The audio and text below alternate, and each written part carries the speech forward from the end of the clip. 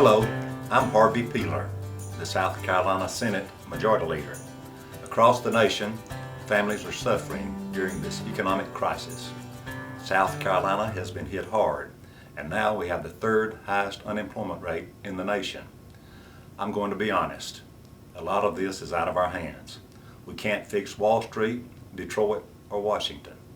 However, we can make South Carolina a more attractive place to do business. We know what creates jobs and stimulates the economy. Lower taxes grow our economy.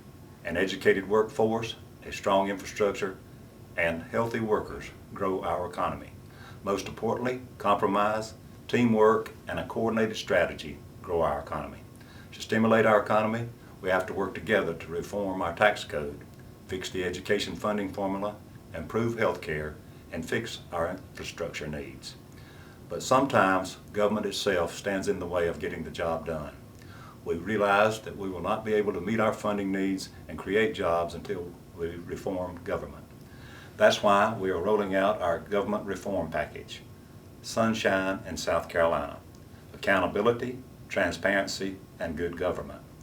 We want to make government more accountable with spending caps, more transparent with roll call voting, earmark reform, and online check registers, and more efficient by restructuring the Budget Control Board and making the governor and lieutenant governor a real team. 2009 is going to be a tough year, but we'll get through it and move South Carolina forward, working together.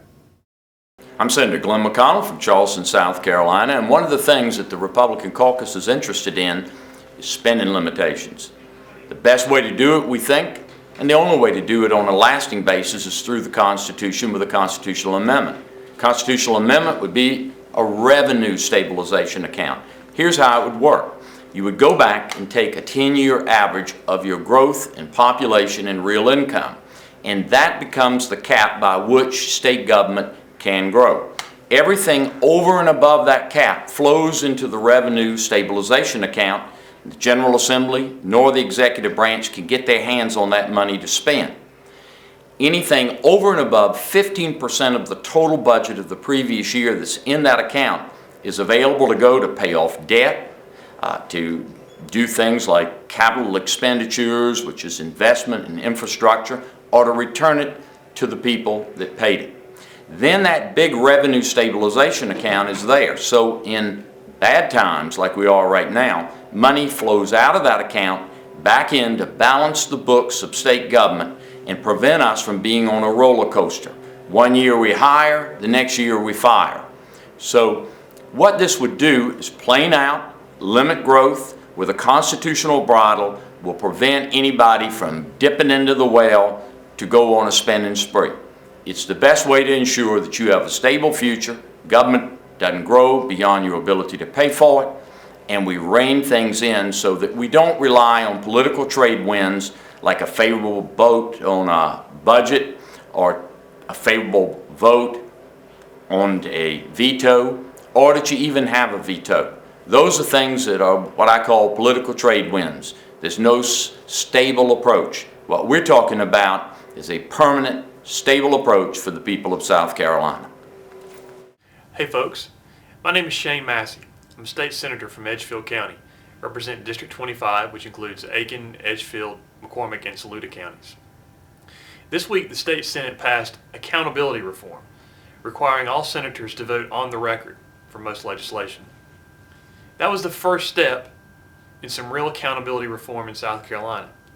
The second step is dealing with earmarks. And folks, we're facing a real funding crisis in South Carolina.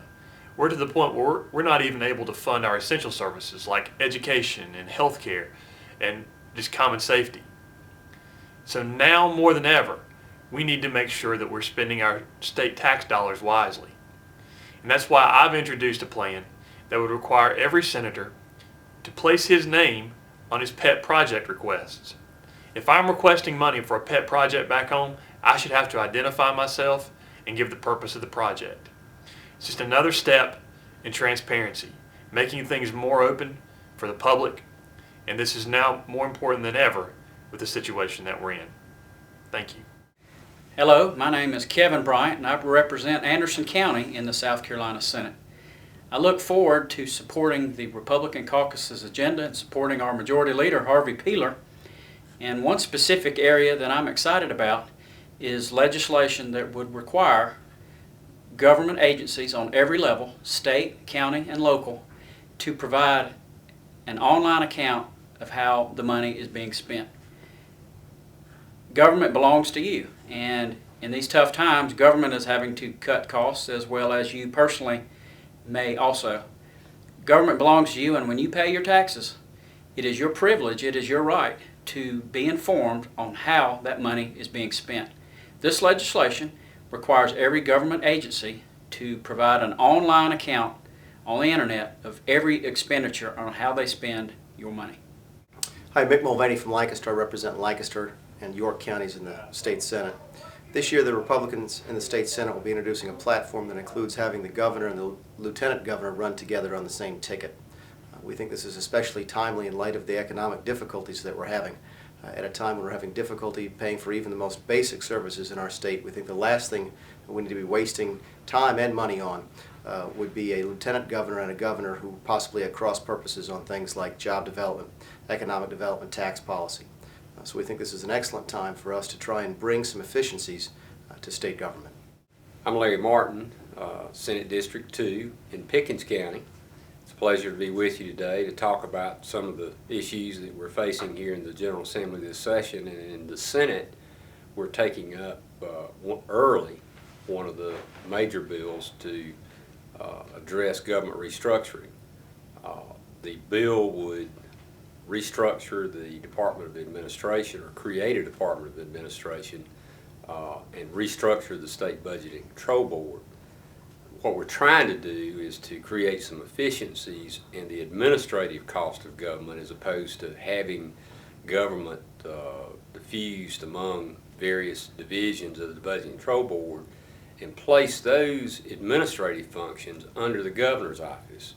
We believe that going forward, this would create a better stream of responsibility back to the governor to handle purely administrative functions that the Budget Control Board routinely does on behalf of a variety of state government services, and providing those services for various state agencies now. This is a big topic within our caucus and within the Senate as we begin this legislative session. We feel very confident that it represents a serious effort toward reforming and making government more accountable, and create some efficiencies that we might not otherwise have, and provide some additional revenue that we desperately need for areas such as public education and health care, where we're struggling with the economic situation that we're facing today. So we feel very strongly this is a very positive step in the right direction toward bringing about a higher degree of accountability and efficiency in state government as we move into this legislative session.